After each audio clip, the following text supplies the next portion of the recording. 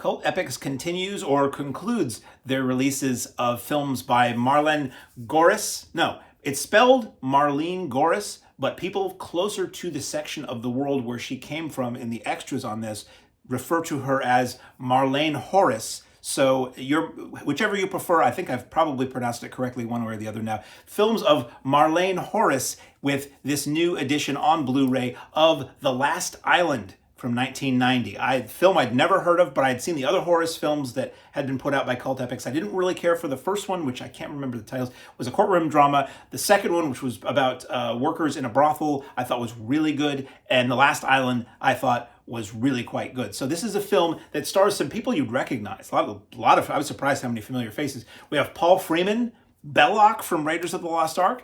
We have Patricia Hayes, who was the little old lady in A Fish Called Wanda that Michael Palin's repeatedly trying to kill throughout the film. And I knew her primarily as the stock old lady on the Benny Hill show from when I was a kid in the 80s.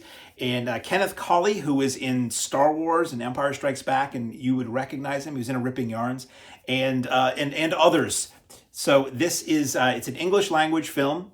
It's in LPCM 2.0 mono, if that means anything to you, and DTS HD MA 2.0 mono. It has English subtitles, optional if you need them, and it's restored from the only known print. I love when they say this up front, just because I'm fascinated by restoration and preservation of film elements and things like that. It's restored from the only known print that had heavy scratches and blemishes, which you occasionally see, but overall looks great.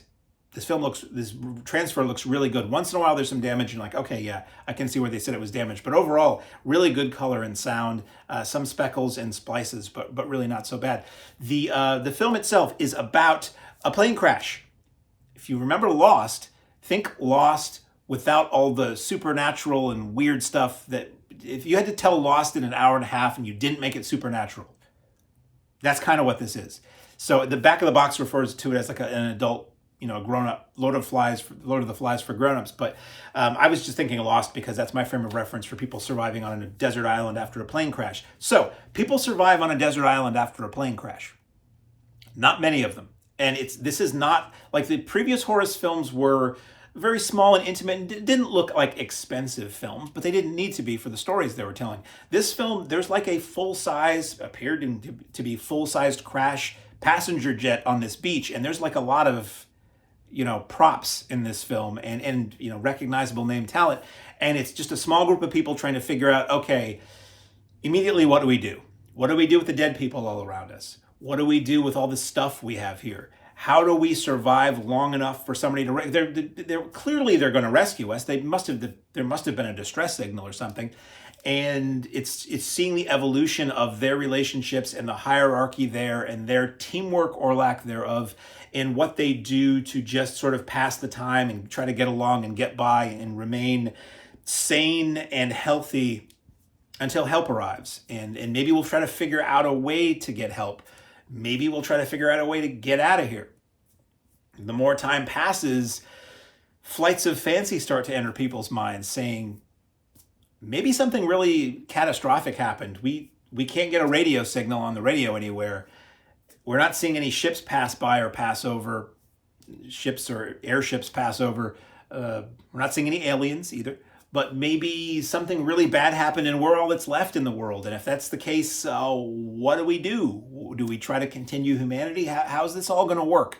And the film goes into some dark places. There are some flat out shocking moments in this, but overall it's a very low key human drama. It's not like somebody is making a bamboo helicopter, and it's not Gilligan's Island. It's not Gilligan's Island.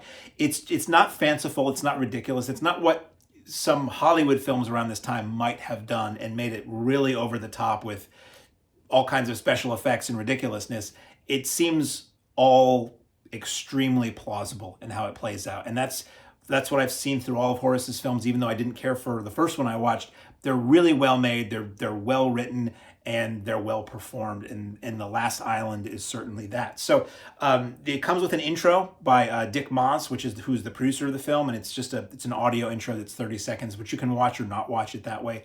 It's a very philosophical film, very intelligent film. The bonus features, there's an audio commentary by Peter Verstraeten, which I found to be not very interesting for me personally. I thought it was, he kind of talks about a lot of other things, which a lot of commentaries will do that. He talks about, other films about plane crashes and other films about people on an island and other films about this and that.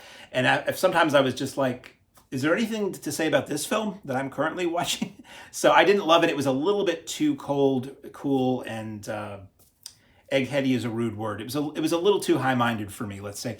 There's an interview with Anne-Marie Grewel, who's a columnist and politician, reviewing the film at the time of release on European TV show, so it's subtitled. That was cool. And some of the other Horus discs have had that too, where it was contemporary to when the films came out, people discussing the films on TV or reviews or news reports and stuff like that. And that's stuff that we would never see here. So that's pretty neat. There's a behind the scenes, 17-minute behind the scenes, and this is cool. It was shot on video. This was 1990, I believe, right? 1990.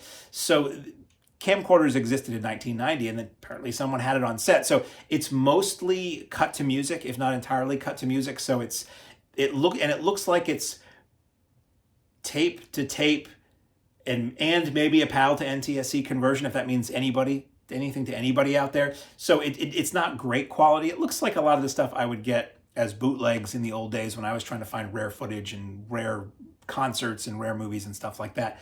But it's interesting to see the people who made the film, cutting up and seeing the crew. You watch a movie like this with a desert island and only 4 people, and the average person who doesn't know about production might not think that there's an entire crew of people there, and that shows you all of the crew and how they built the various props and sets and things like that, and surprisingly light in tone considering the movie for the most part is not.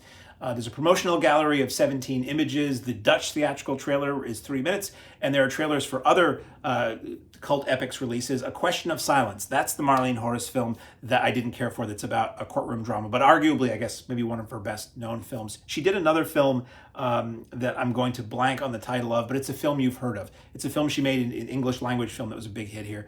Pastoral, 1943, The Debut, Mysteries, and Julia are the trailers that are on this.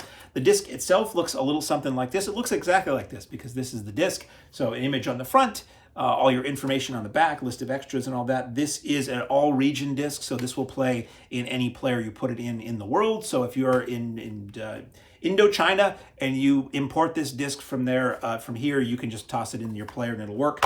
There is, I love it when they use, if you see a clear case, usually means you're going to get a reversible cover. So you've got the disc art on the disc, and I don't know if it'll read well on camera, but the inner sleeve is basically a group shot of everybody in the film, which I guess you could reverse and have that be a reversible sleeve, and it would just look weird when you pull it off the shelf. So available now on Blu-ray from Cult Epics. I thought this was really quite good. If you are a fan of Lost and are patient for like a intelligent art house kind of film, it's an interesting sort of almost alternate take on Lost, is The Last Island from 1990.